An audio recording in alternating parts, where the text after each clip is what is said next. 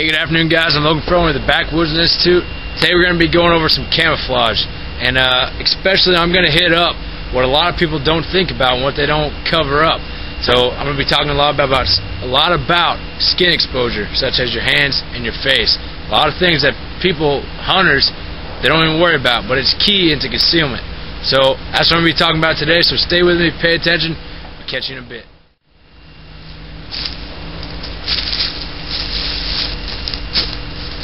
Alright, obviously I'm not in camouflage right now, but there's a couple ways. As you can see, my hands against this background, against whatever, the natural oils on my face and on my hands are reflecting the sunlight, and shine is a key indicator of something's out there that's not supposed to be out there. Alright, so as you can see, it doesn't matter how dark your skin is, how light your skin is, the oils on your skin that will reflect that light. So what we gotta do is we gotta cover that up. And first we're gonna talk about hands. Alright. Gloves are almost they are a must when you're gonna hunt. Alright. It doesn't have, even if it's hot outside, you still need to cover up these hands. That's what hunters who are squirrel hunting or turkey hunting, they don't really think about that. But gloves, lightweight gloves for the summertime, I don't like heavy gloves in the winter either. I like gloves that fit to my hand and that are really tight, so I can grip the littlest thing when I'm hunting, or I can feel that trigger break when I'm pulling the trigger on my firearm that I'm hunting with. So I like mechanics gloves. They got really good grip. They got leather pads in the middle. As you can see, they say mechanics right here. They're great for working around in the garage as well. But you can get them different colors. These are tan ones. They fit really tight. I can pick up almost anything. They got really good grip. And as you can see, now my hand is not reflecting as much light as this hand right here. See all that shine coming off of this? Alright, so gloves are key. Another pair of gloves I like that fit really close to my fingers so I can grip stuff are these Nomex flight gloves. And a lot of people like these as well. As you can see, they're not bulky. They got a leather pad in them as well for grip, and they fit really close to my fingers, so I can pick up real little stuff, or I can feel that trigger break. So those gloves. A lot of hunting brands like Mossy Oak has all these branches off there. All these companies that are making gloves for them. Realtree as well. But tight-fitting gloves that fit your fingers. If you're a person who doesn't like to wear gloves, if you have a tight glove, it's going to be a lot easier on you. I don't like wearing gloves, but when I'm hunting, it's a must.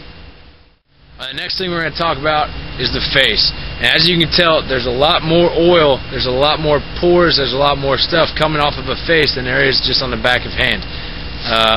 So there's two ways to combat this. One is face mask, as my dad wears, and whenever he hunts, he likes wearing that. You can see it in his Indiana deer hunt with the recurve.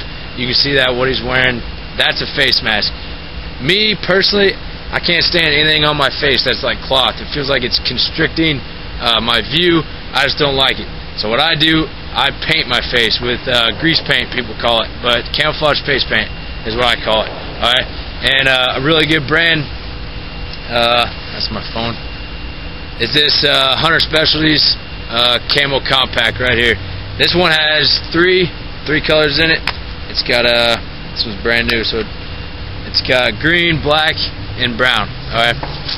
You can buy 5-color ones. You can buy all different kinds of ones. Doesn't have to be this brand, but I recommend Hunter Specialties the Camo Compact. They also make cream ones in tubes, but the consistency of them, they're really easy to put on, but they're really easy to come off too. So if you're hunting for a while, it might come off. If it's cold outside and you wipe your nose, you'll have a bare patch right here because it just wipes off way too easy. So I recommend these. They're a little harder to put on, but they stay on a lot better as well. But a trick to put this on to loosen them up, I take the oil off my nose and I put it on the pads. It loosens them up a little bit.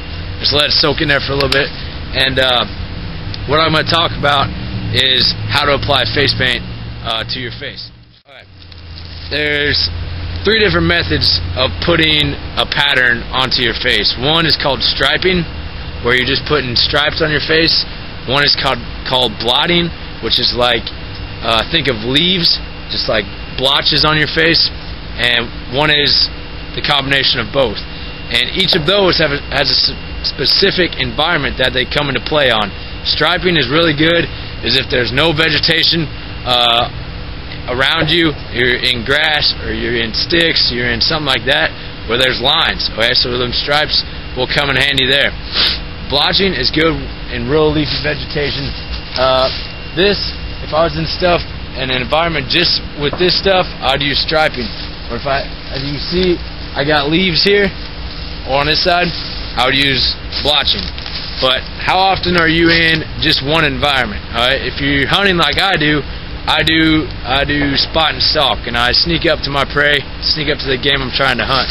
So I usually use a combination because it's going to be the most effective on anywhere you go.